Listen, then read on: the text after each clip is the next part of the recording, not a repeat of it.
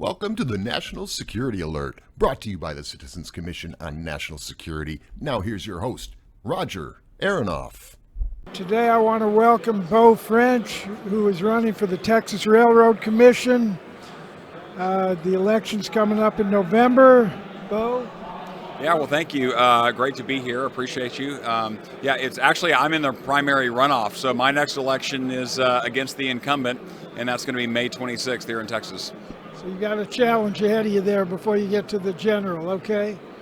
Well, I know you've been very active, and I've been following this to some degree. And first, explain to our listeners and viewers what the Texas Railroad Commission has to do with the oil and gas industry in Texas, and why.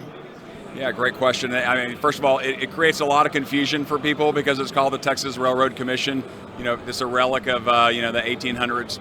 But really, it is the primary permitting and regulatory agency for the oil and gas and pipeline industry in Texas. It also covers mining.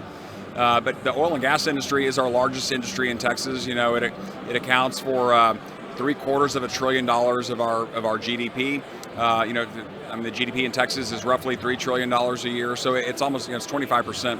Very important. It accounts for almost 2 million jobs in Texas. So it really is the most critical industry we have here. But also, you think about what Donald Trump is doing in Venezuela and Iran, the first and third largest oil reserves in the world. Oil and gas really is national security, and so we have to protect this industry at all costs here in Texas. Have you watched Landman on do you know the TV series Landman? I mean, I've watched it. It's certainly entertaining. I grew up in Midland, and so and still have an office there.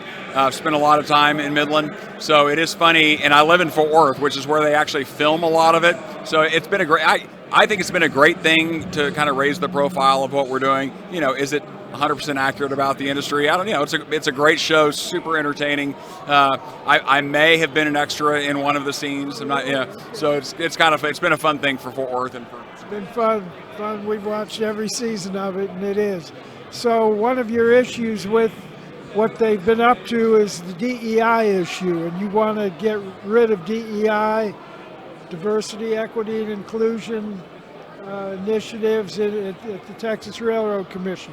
What is the issue? What's the problem? And what do you want to do about it? Yeah, well, if you just look at all state agencies in Texas, they are statutorily obliged to work through this program called the HUB program, which is the official DEI program of the state of Texas. If you look at the Railroad Commission and rank them relative to other state agencies, in the last few years they've gone from 41st in DEI spending to 9th in DEI spending as a percentage of their budget. I think that's wrong. That's all happened under the chairmanship of my opponent, and so I will end that on day one. So how has that affected the operation of the organization? Well, when you're awarding contracts based on, skin color or some gender identity or something, you're not necessarily getting the best people. I believe that we should steward our taxpayer dollars a little more responsibly and award contracts based on merit. And another issue I know that you've been involved with is the anti-Sharia movement in Texas.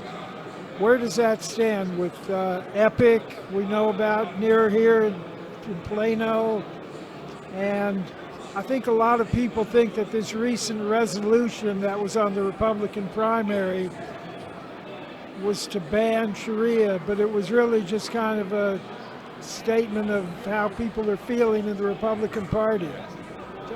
Yeah, of course it doesn't have any effect really, other than to just send the signal to our legislators that this is a priority for Texans. And look, I've traveled the whole state.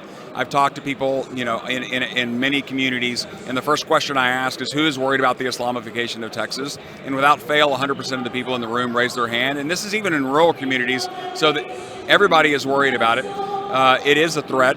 They are focused on Texas because it is we're the 9th largest economy in the world. We have rich oil and gas assets. And, if you can take control of Texas, which is the jihadi plan, right? They intend to conquer the entire world.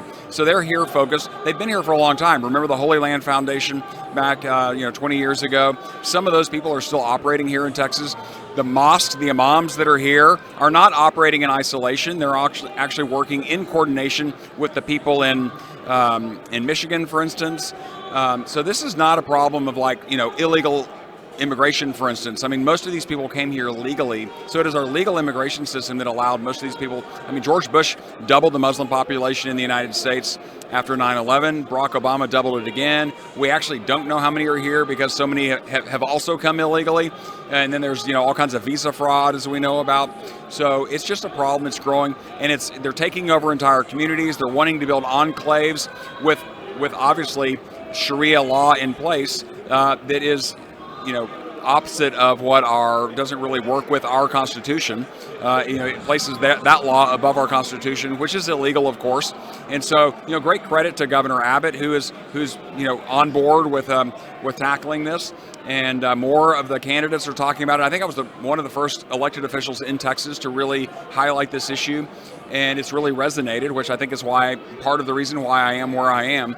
And I know the left doesn't like it. I get death threats, and they definitely don't like how outspoken I am on this issue. But it is an important issue among the entire Republican base.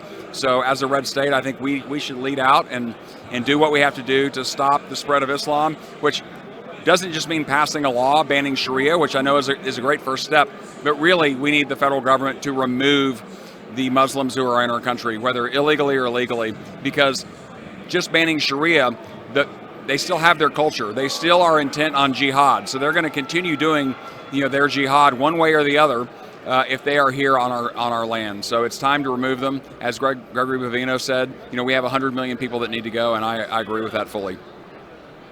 Are you optimistic that that's going to happen? I'm not super optimistic. I just know that it needs to happen if we want to save our country and save our culture. Just a little background about how you got to this position and what you've done before you're running for Railroad Commission. Yeah, I mean, I'm a third generation in the oil business. Both my grandfathers were in the oil business. My father was in the oil business. He was a wildcatter, and he died. I started my career in the oil business in the 90s, and I've worked in various aspects of the oil business throughout my career. I've also done a lot of other things. I've worked in finance. I've worked in security, owning security businesses around the world, in the Middle East. So I feel like I have a pretty good understanding of what the threat of Islam is, because we fought it over in the Middle East and around the Horn of Africa on ships and oil tankers. And so it's something I've done in my business. But the oil industry is near and dear to my heart. My brothers and I run our family business in Midland, still have an office there, like I said. And so it is just something I'm very passionate about. And if you look at what happened in the Railroad Commission just last year in July, they enacted the largest increase in environmental regulations in Texas history. And I liken it to Obama or Biden EPA regulations, which raise costs on our producers. Which, when you raise the cost to produce oil, what does that do? It means you have to have a higher oil price in order for those companies to make money to keep the people employed. We employ almost 2 million people in the oil and gas industry. So it's critical to save our economy. We need to lower those costs. And to save jobs, we need to lower those costs. And so that's why I'm running, and that's really what prompted me to run, and why I think I'm doing so well. There were 5 people in our race.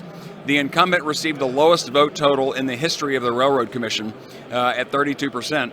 And so statewide runoffs are typically very good for the more conservative candidate. And it's not that I'm more conservative. I am the conservative candidate, and he's, a Democrat mega donor. All right. Any last words you'd like to say? And then tell us, for people who want to help your campaign or find you on social media or website. Yeah, well, first of all, thank you, Roger, for having me on. I appreciate your time. And you can go to my website at beaufrench.com. You can find me on Twitter. I'm a prolific poster there. A lot of controversy, I think, because I say things that people know, but some of our politicians are uncomfortable with, just people like me who tell the truth. So that's at BeauFrenchTX. Great. Well, thank you so much, and good luck.